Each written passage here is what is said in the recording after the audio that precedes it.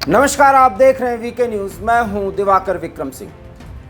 छत्तीसगढ़ के फिलहाल मुख्यमंत्री और कांग्रेस के वरिष्ठ नेता कहे जाएंगे भूपेश बघेल, जो बस अब चंद दिनों तक ही छत्तीसगढ़ के मुख्यमंत्री रहेंगे, उनकी मुश्किलें जैसे ही वो पद से हटेंगे और ज़्यादा बढ़ने वाली, क्योंकि एक ही मुद्दे ने जिस तरीके से भ्रष्टाचार का चस्पा उनके व्यक्तित्व पर लगा और उनके सरकार के चलाने के काम काज और उसके तौर तरीकों पर सवाल उठा, उसके बाद छत्तीसगढ़ की जनता का भरोसा उठ गया। कांग्रेस की कोई भी बात और कोई भी दावा और कोई भी गारंटी छत्तीसगढ़ की जनता को समझ में नहीं आई, और इसके पीछे सिर्फ और सिर्फ एक कारण था, भ्रष्टाचार का मुद्दा। चुनाव से ठीक 72 घंटे पहले जिस तरीके से महादेव ऐप प्रकरण सामने आया और उसमें एक आरोपित ने लगभग इकबालिया बयान दिया, उसके बाद जांच के बाद जो भी हो, लेकिन भूपेश बघेल की जो साख थी वो पूरे तरीके से तबाह हो गई, उस पर बट्टा लग गया। और भूपेश बघेल फिर जितनी स्थिति खराब हुई उसको नहीं संभाल पाए, लोगों को नहीं बता पाए कि ये सिर्फ आरोप है। और तब भी वीके न्यूज़ ने एक सवाल उठाया था कि अगर ये आरोप गलत है और मनगढ़ंत है तो कांग्रेस पार्टी इसके खिलाफ एक मुहिम इतने समय में क्यों नहीं चलाती। और कांग्रेस पार्टी नहीं चला पाई, बल्कि याद करिए भूपेश बघेल ने सिर्फ यही कहा था कि अगर महादेव ऐप को लेकर के इतना ही ज़्यादा केंद्र सरकार को या ईडी को सक्रिय होना था तो ऐप को या इस तरीके से सट्टेबाजी को इस आगे बढ़ने के लिए इस तरीके से क्यों छूट दी गई। सवाल यह है कि जिस सवाल का उन्हें जवाब देना था उस सवाल का जवाब न दे करके वो मामले को घुमा रहे थे, और छत्तीसगढ़ की जनता समझ गई और बात उस पर विश्वास की आई, और तब मोदी की गारंटी ने वो काम किया जिस पर बघेल हंसी ले रहे थे। बहरहाल ये तो एक राजनीति का मुद्दा हो गया, लेकिन भूपेश बघेल की मुश्किलें बढ़ने वाली हैं, क्योंकि असीम दास एक आरोपी और उस आरोपी का पिता जो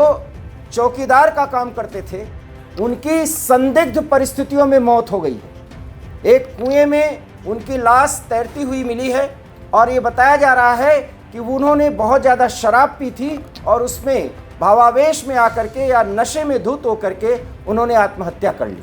सवाल ये है कि एक आरोपित के पिता का इस तरीके से मरना या उनको आत्महत्या के लिए प्रेरित करना या उनकी हत्या करना, इस पे किस पर विश्वास किया जाए। और ऐसे में जब आरोपित का नाम सीधे सीधे मुख्यमंत्री कार्यालय से जुड़ रहा है तो फिर आप सहज समझ सकते हैं। ऐसे में आने वाले समय में भूपेश बघेल की मुश्किलें बढ़ने ही वाली हैं, क्योंकि असीम दास के पिता की संदिग्ध परिस्थितियों में मौत हुई है। और महादेव ऐप प्रकरण में असीम दास एक आरोपित है जिससे बयान लिए जा रहे हैं।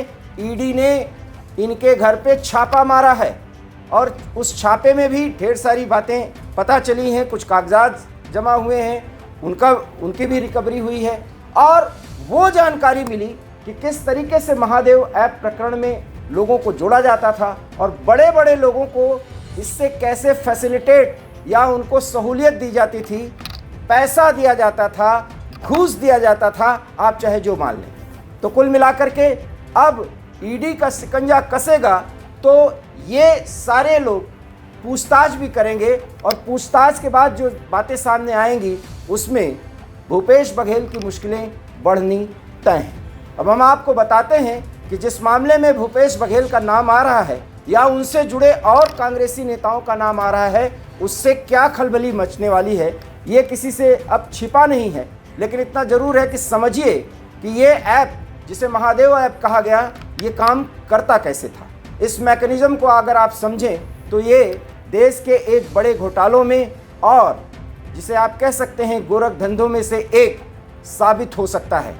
अब आप ग्राफिक्स के जरिए देखिए क्या क्या होता था। महादेव ऐप दुबई से ऑपरेट होता था। इसके अधिकांश यूजर छत्तीसगढ़ के थे। लोग ऐड के साथ साथ एजेंटों के जरिए सट्टेबाजी के इस जाल में फंसते थे।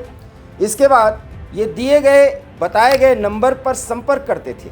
इस ऐप की खास बात यह थी कि यूज़र दिए गए नंबर पर सिर्फ व्हाट्सएप के जरिए संपर्क कर सकते थे संपर्क करने के बाद उन्हें एक प्राइवेट ग्रुप से जोड़ा जाता था जहां सट्टेबाजी का खेल शुरू होता था। ये आपने ग्राफिक्स में देखा। दूसरी बात, दो महत्वपूर्ण बातें आपको और जाननी है। प्राइवेट ग्रुप में जुड़ने के बाद यूज़र को कंपनी से संबंधित 5 से 6 वेबसाइटों पर अपना अकाउंट बनाना पड़ता था। इसके बाद यूज़र को एक कॉन्टैक्ट नंबर दिया जाता था।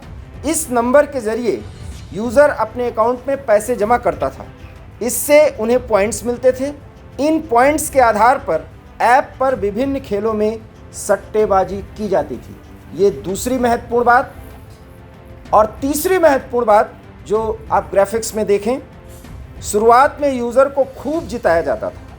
इससे उसमें उत्साह जगता था और वह अधिक पैसे जमा करके पॉइंट्स बटोर कर सट्टेबाजी करता था। हालांकि बाद में वो अपना सारा पैसा हार जाता था। इससे कंपनी को फ़ायदा होता था। जो यूज़र शुरुआत में जीतने के बाद अपने पॉइंट्स को कैश कराना चाहता था, उसे एक और नंबर दिया जाता था। उससे संपर्क करने पर उसे भुगतान हो जाता था। ये सारे लेन देन बेनामी खातों से होते थे।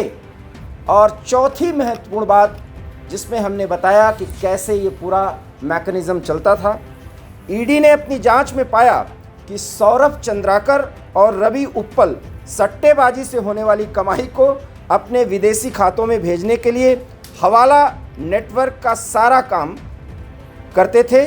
महादेव ऐप के हवाला का सारा काम कोलकाता का रहने वाला विकास छपरिया देखता था। इस मामले की जांच में जब ईडी ने दबाव जारी रखा तो सौरभ चंद्राकर और रवि उप्पल के परिवार के ज़्यादातर लोग दुबई में शिफ्ट हो गए। तो कुल मिलाकर के ये लोग दुबई में बैठकर भारत से कमाई करते थे, लेकिन भारत सरकार को किसी तरह का टैक्स नहीं देते थे। भारत सरकार नहीं बल्कि यूजर्स को भी हजारों करोड़ रुपए का चूना इस ऐप के जरिए लगाया जाता था। इससे हुई कमाई को फिल्म इंडस्ट्री, होटल व्यापार, रियल एस्टेट सहित विभिन्न जगहों पर इन्वेस्टमेंट करने के साथ साथ हवाला के जरिए नौकरशाहों और सफ़ेद पोशों को भी भुगतान किया गया।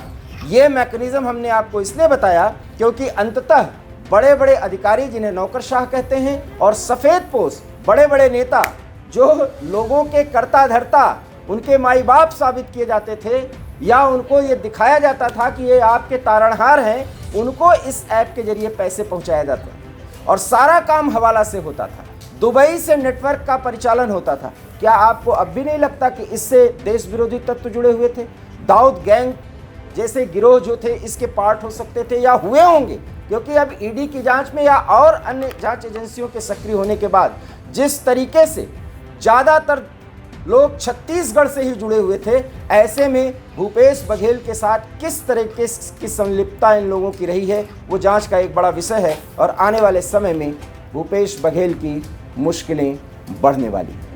हमने जो आपको जानकारी दी, इस जानकारी से आप कहां तक सहमत हैं? अपनी प्रतिक्रिया दीजिए। देखते रहिए वीके न्यूज़।